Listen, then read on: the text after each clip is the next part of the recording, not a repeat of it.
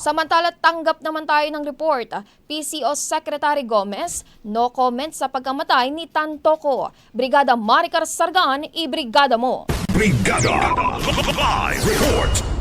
Tumanggi si Presidential Communications Office Secretary Dave Gomez na magbigay ng komento kaugnay sa lumabas na ulat ukol sa sanhi ng pagkamatay ng negosyanteng si Paulo Tantoco. Sa ambush interview sa Kalihim, sinabi ni Gomez na isang pribadong usapin ang naturang issue kaya hindi siya makakapaglabas ng pahayag. Batay sa ulat ng Los Angeles County Medical Examiner, cocaine effects umano ang sanhi ng pagkamatay ni Tantoco na may kasamang heart disease bilang contributing factor. Naganap ang insidente sa Beverly Hilton Hotel sa Beverly Hills, California noong March 8, 2025. Sa kaparehong hotel din ginanap ang Manila International Film Festival o MIFF Tribute Gala kung saan dumalo si First Lady Liza Araneta Marcos isang araw bago naganap ang insidente. Si Tantoco ay kabilang sa prominenteng pamilya na nagmamay-ari sa Rustans Retail Chain.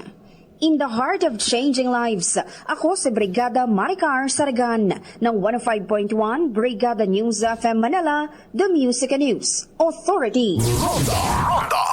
Ang bahaging ito ay hatid sa atin ng Power Cell Salabat, ginhawa ng bawat nangangarap.